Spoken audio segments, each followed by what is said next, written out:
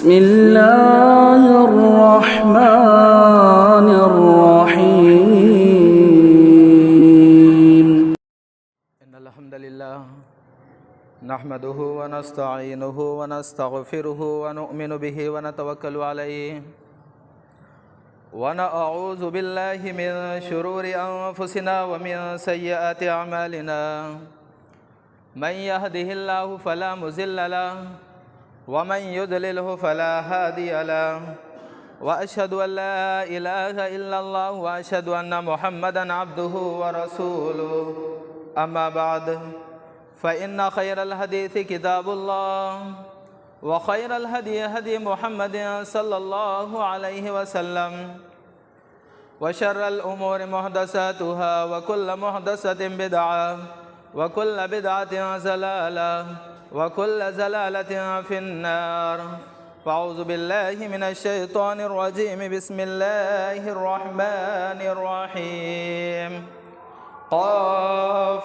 والقرآن المجيد. بل عجبوا أن جاءهم منذر منهم فقال الكافرون هذا شيء عجيب أإذا متنا وكنا ترابا ذلك رجع بعيد. قد علمنا ما تنقص الأرض منهم وعندنا كتاب حفيظ.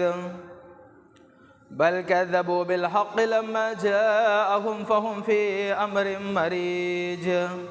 أفلم ينظروا إلى السماء فوقهم كيف بنيناها وزيناها وما لها من فروج. والأرض مددناها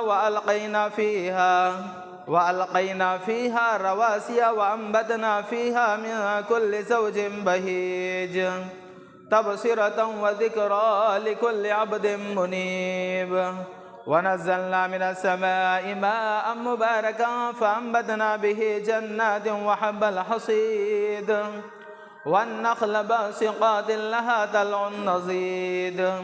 رزقا للعباد وأحيينا به بلدة ميتا كذلك الخروج. كذبت قبلهم قوم نوح وأصحاب الرس وثمود وعاد وفرعون وإخوان لوط وأصحاب الأيكة وقوم تبع كل كذب الرسل فحق وعيد. أفعينا بالخلق الأول بل هم في لبس من خلق جدید. تمام قسم کی تعریف اس اللہ رب العالمین کے لیے ہے جو اپنی الوہیت، ربوبیت، اسماء اور صفات میں تنہا اور بے مثال ہے. تمام قسم کی تعریف اس اللہ رب العالمین کے لیے ہے جو رب ہے عرش عظیم کا، جو رب ہے بیت العتیق کا، جو رب ہے مشرق اور مغرب کا،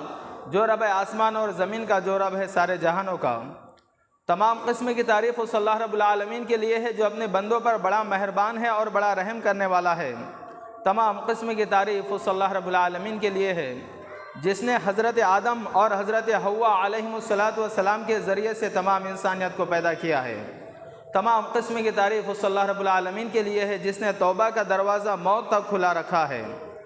انگنت درود و سلام ہو تمام انبیاء کرام پر، بالخصوص امام الانبیاء، امام المرسلین، امام الاولین، امام الآخرین حضرت محمد مصطفیٰ صلی اللہ علیہ وسلم پر. اس مختصر حمد و ثنا کے بعد میں اصل موضوع کی طرف لوٹنا چاہتا ہوں. میرا موضوع سخن ہے قارون کا خزانہ اور اسے کیا سبق حاصل ہوتے ہیں. میرا معزز دوستو، اللہ تبارک تعالیٰ نے اپنے کلام مجید میں ارشاد فرمایا ان قارون کان من قوم موسیٰ فبغى علیہم وآتیناہ من الکنوز ما ان مفاتیحہ لتنوء بالعصبۃ اولي القوة اذ قال له قومه لا تفرح ان اللہ لا يحب الفرحین. سورہ قصص آیت نمبر 77. میں نے ابھی آپ کے سامنے سورہ قصص کی چند آیتوں کی تلاوت کی ہے. اس کے اندر اللہ تبارک تعالیٰ نے انسانی تاریخ کے ایک مالدار ترین انسان قارون کا تذکرہ فرمایا ہے. اور مال کے سلسلے میں اللہ تبارک تعالیٰ نے قرآن مجید نے 2 نظریات بیان کیے ہیں. سب سے پہلا نظریہ یہ بیان کیا ہے مال کے سلسلے میں اللہ تبارک تعالیٰ نے یہ مال اللہ کی ایک بہت بڑی نعمت ہے، یہ دولت اللہ کی ایک بہت بڑی نعمت ہے۔ یہی مال اگر نیک اور صالح لوگوں کے ہاتھ میں ہو، دیندار لوگوں کے ہاتھ میں ہو، اچھے لوگوں کے ہاتھ میں ہو، ایماندار لوگوں کے ہاتھ میں ہو، اور جس مال سے اللہ تبارک و تعالیٰ کے حقوق ادا کیے جاتے ہیں اور بندے کے حقوق ادا کیے جاتے ہیں، تو یہ مال اللہ کی ایک بہت بڑی نعمت ہے۔ جیسا کہ حدیث میں آتا ہے، اللہ کے نبی کریم صلی اللہ علیہ وسلم نے ارشاد فرمائے، نعم المال الصالح للرجل الصالح، اگر یہ مال اچھے لوگوں کے ہاتھ میں ہو، دیندار لوگوں کے ہاتھ میں ہو، تو یہ مال اللہ کی ایک بہت بڑی نعمت ہے۔ اور مال کے سلسلے میں قرآن مجید نے دوسرا نظریہ یہ بیان کیا ہے کہ یہ مال عذاب ہے، یہ دولت عذاب ہے۔ یہی مال اگر بے ایمان لوگوں کے ہاتھ میں ہو، نافرمان لوگوں کے ہاتھ میں ہو، سرکش لوگوں کے ہاتھ میں ہو، ظالم لوگوں کے ہاتھ میں ہو، جابر لوگوں کے ہاتھ میں ہو، اور جس مال کے سے نہ اللہ تبارک تعالیٰ کا حقوق ادا کیا جاتا ہے اور نہ بندوں کے حقوق ادا کیے جاتے ہیں، تو یہ مال عذاب ہے، یہ دولت عذاب ہے۔ ایک جگہ اللہ تبارک تعالیٰ اپنے کلام مجید میں ارشاد فرما رہا ہے، فَلَا تُعْجِبْكَ أَمْوَالُهُمْ وَأَوْلَادُهُمْ إِنَّمَا يُرِيدُ اللَّهُ لِيُعَذِّبَهُمْ بِهَا فِي الْحَيَاةِ الدُّنْيَا۔ اے محمد صلی اللہ علیہ وسلم، یہ کافر لوگوں کے مال اور اولاد آپ کو بھلے نہ لگے، اللہ تبارک تعالیٰ چاہتا ہے کہ ان لوگوں کو مال اور اولاد کے ذریعے اس دنیا کے اندر عذاب کے اندر مبتلا کرے۔ پتہ چلا کہ یہ مال ایک عذاب کا سبب بن سکتا ہے۔ اور اس کردار کا ایک اعلیٰ نمونہ، ایک بڑا نمونہ قارون ہے، جس کے سلسلے میں اللہ تبارک تعالیٰ نے سورہ قصص کے اندر کئی آیتیں نازل فرمائی ہے، اور میں نے ابھی آپ کے سامنے ابتدا میں سورہ قصص کی چند آیتوں کی تلاوت کی ہے۔ سورہ قصص میں اللہ تبارک تعالیٰ نے ارشاد فرمایا، قارون کون تھا، قارون کیسا تھا، اس کی بغاوت کیا تھی، اس کی سرکشی کیا تھی، اور اس کی نافرمانی کیا تھی، اور اس کا غرور اور تکبر کیا تھا۔ اللہ تبارک تعالیٰ اپنے کلام مجید میں ارشاد فرما رہا ہے، ان قارون کان من قوم موسیٰ، بے شک قارون موسیٰ علیہ السلام کی قوم سے تھا۔ پتہ چلا قارون بنی اسرائیل سے تھا، اور موسیٰ علیہ السلام بھی بنی اسرائیل سے تھے،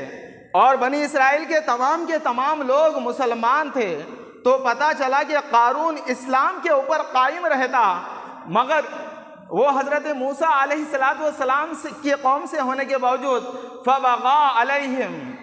بنی اسرائیل سے ہونے کے باوجود فبغا علیہم، اس نے اپنے قوم سے بغاوت کی، سرکشی کی، نافرمانی کی، غرور اور تکبر کیا، اور اسی بغاوت کی بنیاد کے اوپر فرعون سے جا ملا، اور فرعون کے ساتھ رہ کر حضرت موسیٰ علیہ السلام کے خلاف بغاوت پیش کرتا تھا، اور بنی اسرائیل کے خلاف سرکشی پیش کرتا تھا اور نافرمانی کرتا تھا۔ قارون کے پاس کیا تھا؟ اللہ تبارک تعالیٰ اپنے کلام مجید میں ارشاد فرما رہا ہے، وَآتَيْنَاهُ مِنَ الْكُنُوزِ مَا إِنَّ مَفَاتِحَهُ لَتَنُوعُ بِالْعُصْبَةِ أُولِي الْقُوَّةِ، ہم نے اسے بڑی دولت سے نوازا تھا، بڑے خزانوں سے نوازا تھا، اور بڑے سرمایے سے نوازا تھا۔ اس کے پاس سونے کے خزانے تھے، چاندی کے خزانے تھے، اور اس کے خزانے کا اندازہ اس بات سے بھی لگایا جا سکتا ہے، اللہ تبارک تعالیٰ ارشاد فرما رہا ہے، إِنَّ مَفَاتِحَهُ لَتَنُوعُ بِالْعُصْبَةِ أُولِي الْقُوَّةِ، کمروں کے اندر بھر کے رکھے ہوئے خزانے تھے، اور خزانوں سے بھرے ہوئے کمرے تھے، اور ان مفاتحہ لتنوع بالعصبۃ اولی القوہ، اور اس کمروں کو تالے اور قفل لگائے ہوئے تھے، اور اس کی چابیاں ایک طاقتور جماعت بھی بہت مشکل سے اٹھایا کرتی تھی۔ مگر اس کی اس دولت نے، مگر اس کے اس سرمایے نے، مگر اس کے اس خزانے نے اس نادان کو بڑے غرور اور تکبر میں مبتلا کر رکھا تھا، اور اسی دولت کی بنیاد کے اوپر وہ غرور اور تکبر کرتا تھا اور گھمنڈ کرتا تھا، اور فرعون کے ساتھ رہ کر بنی اسرائیل کے خلاف سازش پیش کرتا تھا۔ جب بنی اسرائیل کے اہل علم نے دیکھا، نیک اور صالح لوگوں نے دیکھا، قارون کے اندر بغاوت آ چکی ہے، سرکشی آ چکی ہے، غرور اور تکبر آ چکا ہے، کہنے لگے اذ قال له قومه لا تفرح، تیرے مزاج کے اندر سرکشی آ چکی ہے، تو غرور اور تکبر کر رہا ہے، لا تفرح، غرور اور تکبر مت کر، ان اللہ لا يحب الفرحین، بے شک اللہ تبارک تعالیٰ غرور اور تکبر کرنے والے کو پسند نہیں کرتا۔ جب قوم بنی اسرائیل کے نیک اور صالح لوگوں نے دیکھا تو کہنے لگے وَابْتَغِ فِيمَا آتَاكَ اللَّهُ الدَّارَ الْآخِرَةَ، جو کچھ اللہ تبارک تعالیٰ نے تجھے مال و دولت سے نوازا ہے، جو کچھ تجھے اللہ تبارک تعالیٰ نے خزانوں سے نوازا ہے، جو کچھ اللہ تبارک تعالیٰ نے تجھے سرمایہ سے نوازا ہے، سب سے پہلے آخرت کی تیاری کر، وَلَا تَنْسَ نَصِيبَكَ، اور دنیا کو مت بھول، یعنی دنیا کے اندر اچھا کھا، اچھا پی، اچھا رہو، دنیا کو مت بھول، سب سے پہلے آخرت کی تیاری کر، اس کے بعد دنیا کی تیاری کر۔ اور کہنے لگے، بنی اسرائیل کے نیک اور صالح لوگوں نے کہا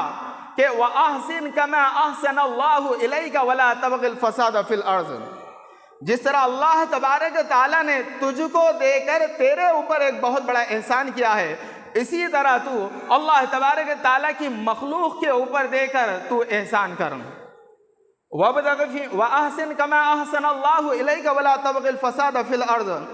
اور زمین کے اندر فسادی مت بن جا، زمین کے اندر فساد کرنے والا مت بن جا، اور زمین کے اندر فساد مت کر۔ جب یہ بات قارون نے سنی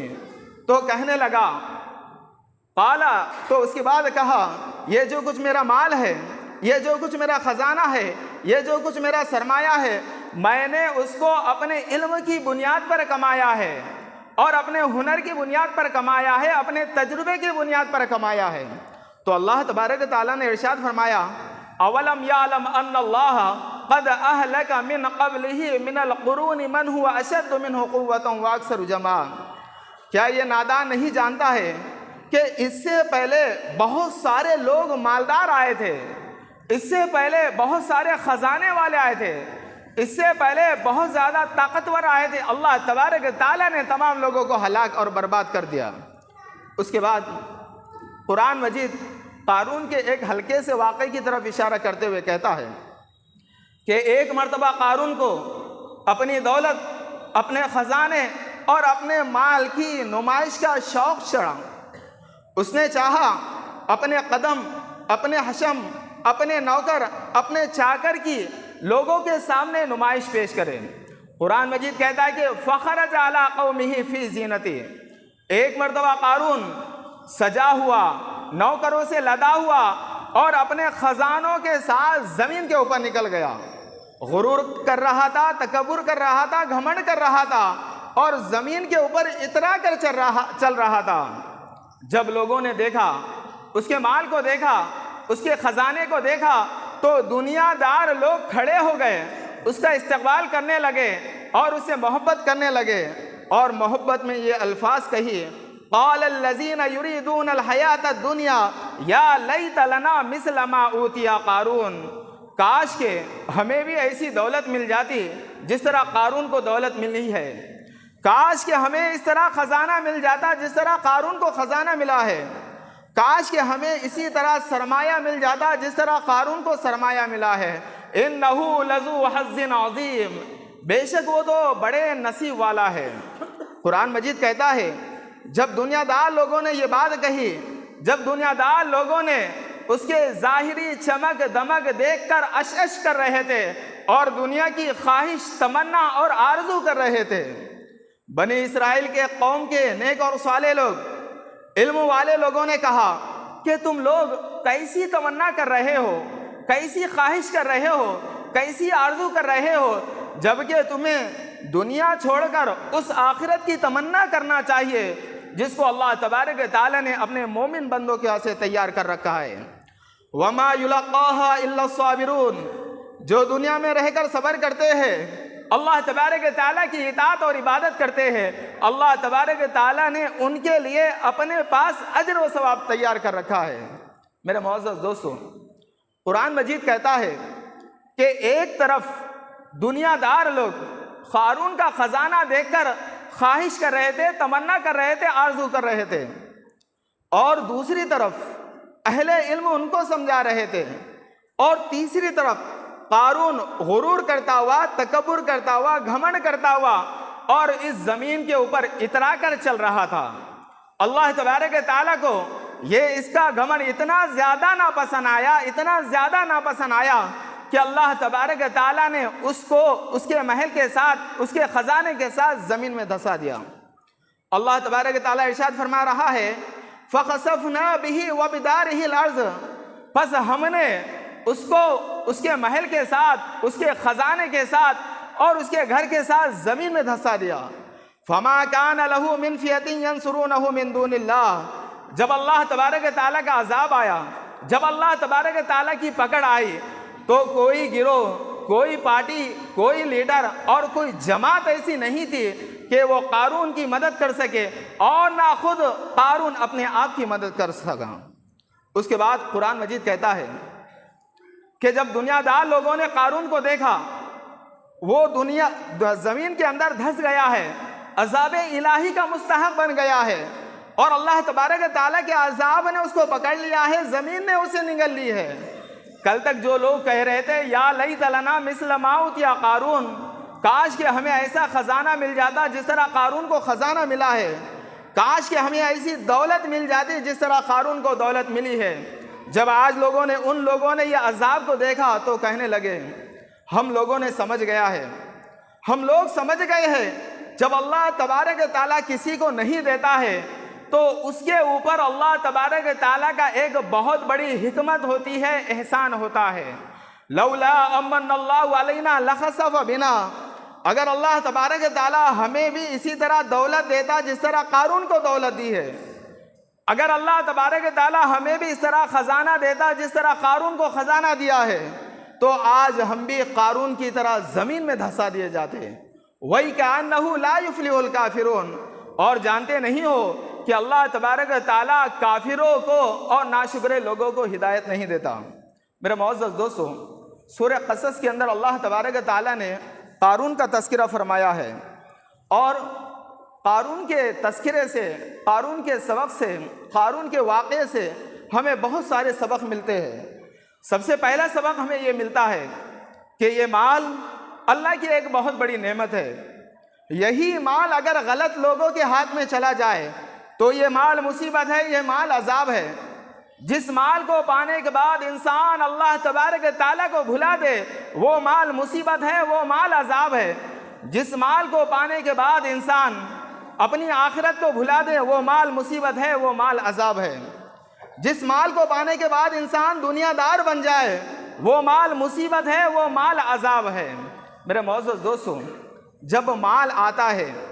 جب دولت آتی ہے، جب دھن آتا ہے اور ایمان کے بغیر آتا ہے، آخرت کی تصور کے بغیر آتا ہے، اللہ تبارک تعالیٰ کے ڈر اور خوف کے بغیر آتا ہے، تو یہی دولت مالدار کے اندر غرور اور تکبر پیدا کر دیتی ہے۔ وہ دولت کی بنیاد کے اوپر اپنے رشتہ داروں کو حقیر سمجھتا ہے، وہ دولت کی بنیاد کے اوپر غریبوں کو حقیر سمجھتا ہے، وہ دولت کی بنیاد کے اوپر یتیموں کو غریب سمجھتا ہے،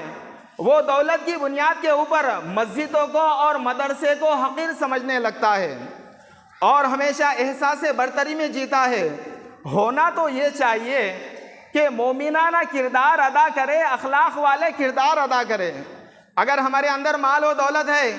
ہمارے پاس خزانہ ہے، ہمارے پاس سونا اور چاندی ہے، تو ہم اپنے اندر اخلاق پیدا کریں،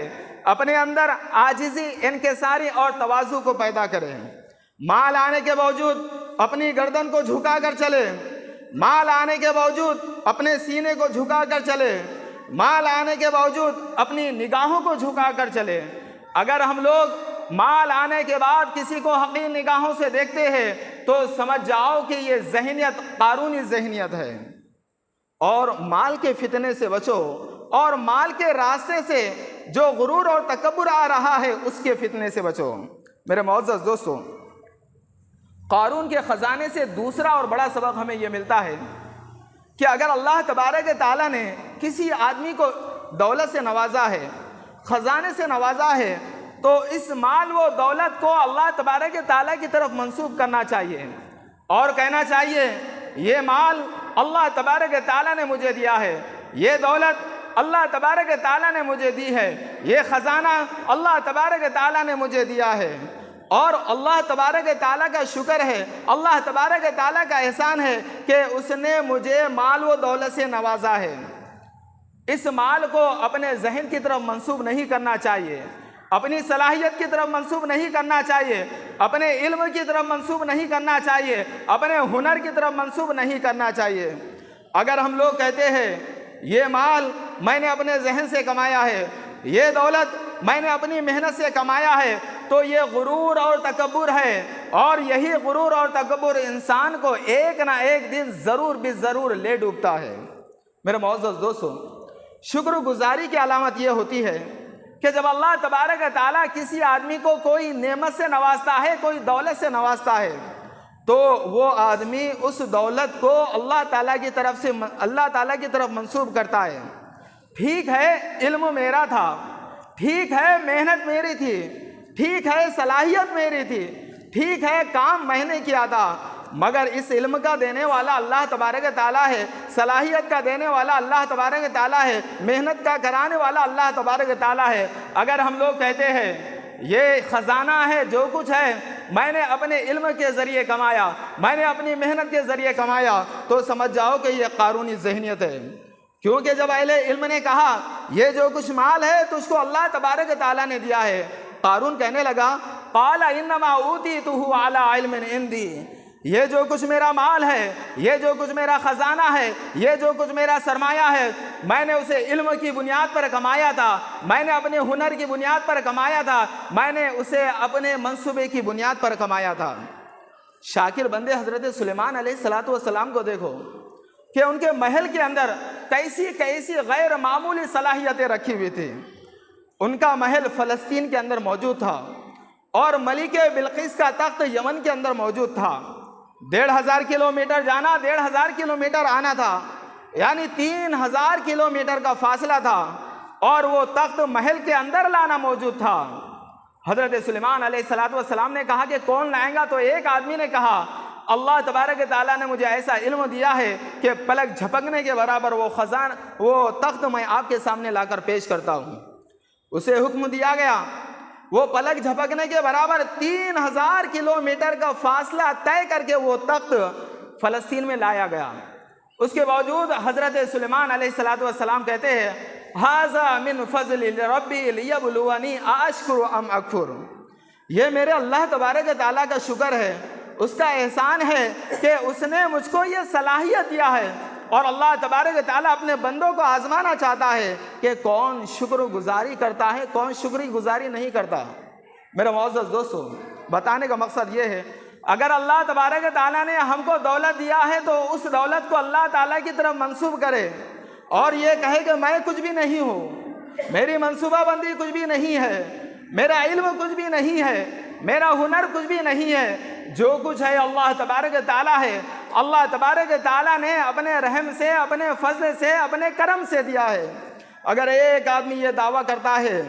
یہ جو کچھ دولت میں نے کمایا ہے اپنے محنت کی بنیاد پر کمایا ہے، تو سمجھ جاؤ کہ یہ قارونی ذہنیت ہے۔ اللہ تبارک تعالیٰ ہم سب کی اس سے پوری حفاظت فرمائے، آمین۔ میرے معزز دوستو، تیسرا سبق ہمیں یہ ملتا ہے، اگر اللہ تبارک تعالیٰ نے کسی آدمی کو مال و دولت سے نوازا ہے تو اس آدمی کو چاہیے کہ سب سے پہلے آخرت کی تیاری کرے، اس کے بعد دنیا کی تیاری کرے۔ دنیا کے اندر بہت سارے ایسے اسباب ہیں، بہت سارے ایسے راستے ہیں کہ ہم لوگ آسانی سے جنت کے اندر چلے جا سکتے ہیں۔ سب سے پہلا اور سب سے بڑا سبب یہ مال و دولت ہے۔ اگر اللہ تبارک تعالیٰ نے ہمیں مال و دولت سے نوازا ہے، رشتہ داروں کے اوپر خرچ کرے، یتیموں کے اوپر خرچ کرے، مساجد کے اوپر خرچ کرے، مدرسے کے اوپر خرچ کرے۔ جب بنی اسرائیل کے اہل علم لوگوں نے کہا کہ وَابْتَغِ فِيمَا آتَاكَ اللَّهُ الدَّارَ الْآخِرَةَ، اے قارون جو کچھ اللہ تبارک تعالیٰ نے تجھے خزانہ دیا ہے سب سے پہلے آخرت کی تیاری کر، اور اس کے بعد کہا وَلَا تَنْسَ نَصِيبَكَ، دنیا کو مت بھول، یعنی دنیا کے اندر اچھا کھاؤ، اچھا پیو، اچھا رہو، اچھی گاڑیوں میں گھومو اور اچھے بنگلے تیار کرو، اس سے ہماری شریعت ہرگز منع نہیں کرتی۔ یہاں تک کہ اللہ تبارک تعالیٰ حکم دیتا ہے، اللہ تبارک تعالیٰ کہتا ہے کہ اگر اللہ تبارک تعالیٰ کسی آدمی کو کوئی نعمت سے نوازتا ہے تو اس نعمت کے اثرات اس کے اوپر دیکھنا چاہتا ہے۔ مثال کے طور پر ایک صحابی رسول نبی صلی اللہ علیہ وسلم کے پاس آئے، بہت زیادہ میلے کچیلے کپڑے پہنے ہوئے تھے اور وہ چاہ رہے تھے اپنے اندر عاجزی انکساری ہو۔ نبی صلی اللہ علیہ وسلم نے دیکھا،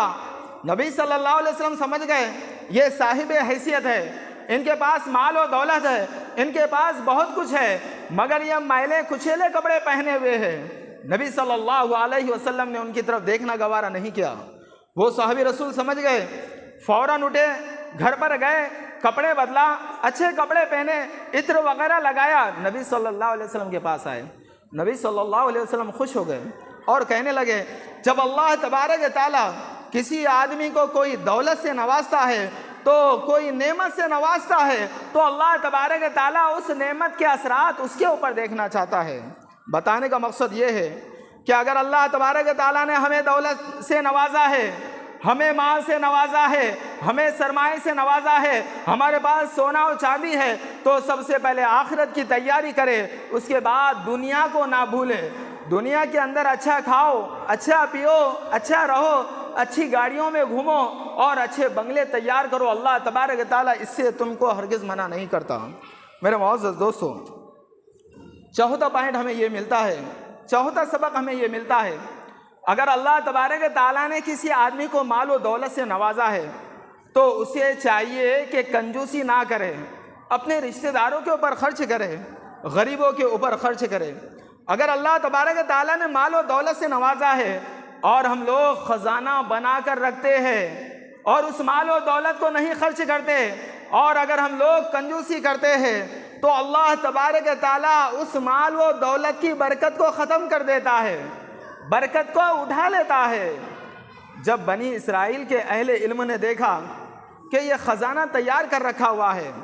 اور لوگوں کے اوپر خرچ نہیں کر رہا ہے تو کہنے لگے وَابْتَغِ فِيمَا آتَاكَ اللَّهُ الدَّارَ الْآخِرَةَ، جو کچھ اللہ تبارک تعالیٰ نے تجھے مال و دولت سے نوازا ہے تو غریبوں کے اوپر خرچ کر،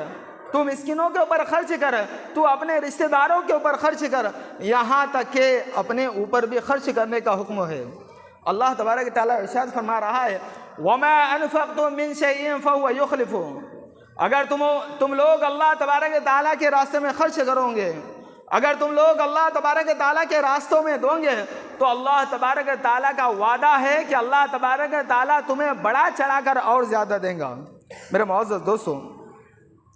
پانچواں سبق ہمیں یہ ملتا ہے کہ اگر اللہ تبارک تعالیٰ کسی آدمی کو مال و دولت سے نوازتا ہے تو اس آدمی کے اندر یہ جذبہ پیدا ہو جاتا ہے کہ میں اپنی حیثیت دنیا والوں کو دکھاؤں گا، میں کیا ہوں دنیا والوں کو دکھاؤں گا، میرے پاس مال و دولت کیا ہے میں دنیا والوں کو دکھاؤں گا، اور میں کیا ہوں میں دنیا والوں کو دکھاؤں گا۔ یہ جذبہ اور یہ نظریہ اکثر امیر لوگوں کے اندر پائے جاتا ہے۔ اگر تھوڑا سا مال آ جائے تو ہم لوگ کہتے ہیں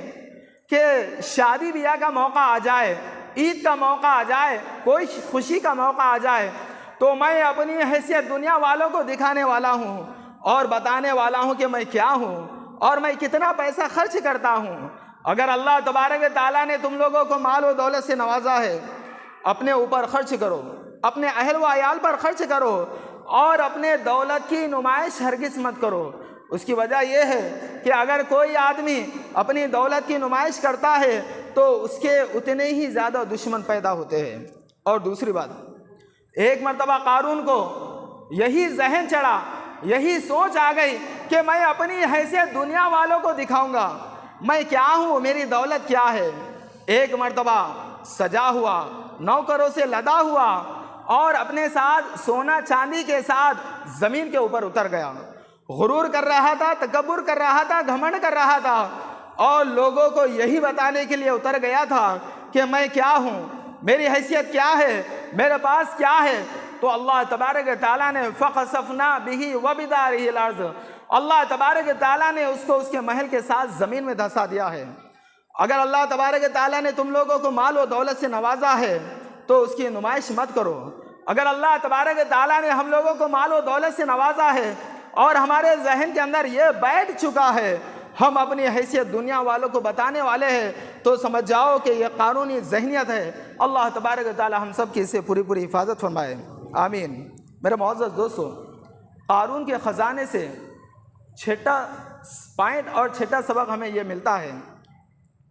کہ اگر اللہ تبارک و تعالیٰ نے کسی آدمی کو مال و دولت سے نوازا ہے اور اگر ہم لوگ اس کا صحیح استعمال نہیں کر رہے ہیں، مال کے اندر جو واجب ہوتا ہے اس کا حقوق ادا نہیں کر رہے ہیں، رشتہ داروں کا جو حق ہے وہ ادا نہیں کر رہے ہیں، یتیموں کا جو حق ہے وہ ادا نہیں کر رہے ہیں، بہنوں کا جو حق ہے وہ ادا نہیں کر رہے ہیں، آخرت کے اندر عذاب تو ملنے والا ہے، لیکن دنیا کے اندر بھی بہت بڑا عذاب ملنے والا ہے، اور اس عذاب کی کئی شکلیں ہیں۔ سب سے پہلی شکل یہ ہے، اگر ہمارے پاس مال و دولت ہے تو سب سے بڑا عذاب یہ نازل ہوتا ہے اور ہم لوگ کنجوسی کرتے ہیں۔ کنجوسی کرنا یہ بھی اللہ کا ایک بہت بڑا عذاب ہے۔ ہماری اولاد بگڑ جاتی ہے، یہ بھی اللہ کا بہت بڑا عذاب ہے۔ پیسے آنے کے بعد ہمارے اخلاق بگڑ جاتے ہیں، یہی اللہ کا بہت بڑا عذاب ہے۔ پیسے آنے کے بعد، مال و دولت آنے کے بعد ہمارے گھر کا ماحول خراب ہو رہا ہے، یہ اللہ تبارک و تعالیٰ کا بہت بڑا عذاب ہے۔ اگر ہم لوگ مال و دولت رکھ کر اللہ تبارک و تعالیٰ کے راستے میں نہیں خرچ کر رہے ہیں، کل قیامت کے دن عذاب تو ہونے والا ہے، مگر دنیا کے اندر بھی عذاب نازل ہو چکا ہے۔ میرے معزز دوستو،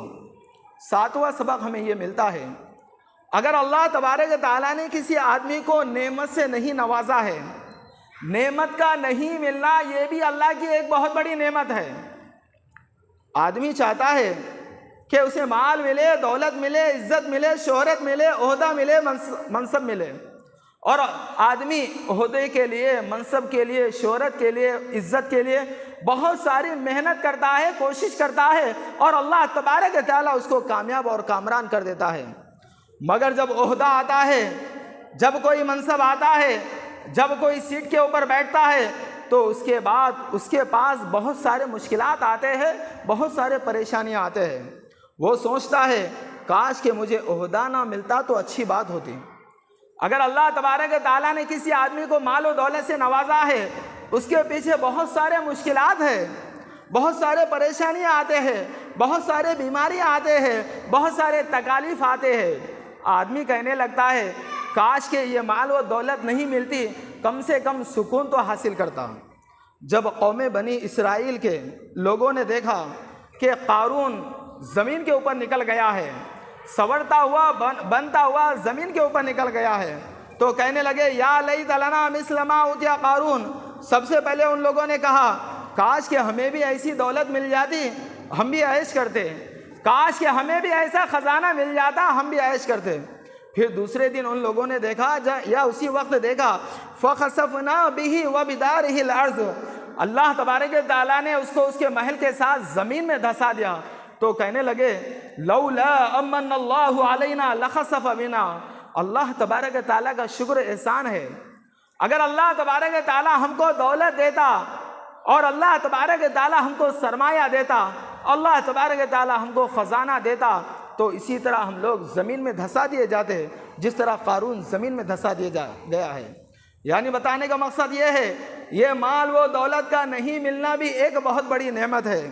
کسی شاعر نے کیا خوب کہا، بہت ساری چیزیں کھونا بھی ایک بہت بڑی نعمت ہے، بہت ساری چیزیں کھونا بھی ایک بہت بڑی نعمت ہے، بے فکری کے ساتھ سونا بھی ایک بہت بڑی نعمت ہے، افلاس نے سخت موت کو آسان کر دیا ہے، دولت کا نہ ہونا بھی ایک بہت بڑی دولت، ایک بہت بڑی نعمت ہے۔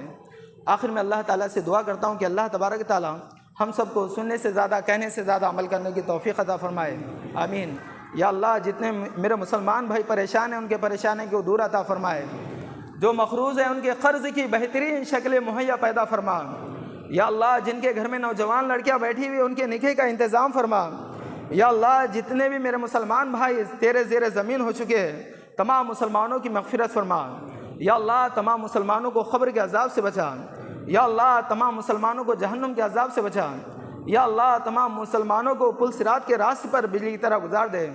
یا اللہ تمام لوگوں کے نام اعمال کل قیامت کے دن سیدھے ہاتھ میں دے دے، یا اللہ تمام مسلمانوں کو کل قیامت کے دن تیرے عرش کے سائے کے سوا کوئی اور سایہ نہیں ہوگا، تیرے عرش کے سائے میں جگہ نصیب فرما۔ یا اللہ ہماری اتنی اوقات نہیں ہے کہ ہم تیرے دربار میں کھڑے رہ کر اپنی زندگی کا حساب کتاب دے سکیں، اے اللہ تبارک و تعالیٰ ہمارے گناہوں کو معاف فرما اور ہم لوگوں کو بغیر حساب کتاب کے جنت الفردوس میں بہترین مقام عطا فرما۔ یا اللہ جو مانگا گیا اس کو قبول عطا فرما، جو مانگنے سے رہ گئے ہیں اس کو بھی قبول عطا فرما، آمین۔ وآخر دعوانا ان الحمدللہ رب العالمین۔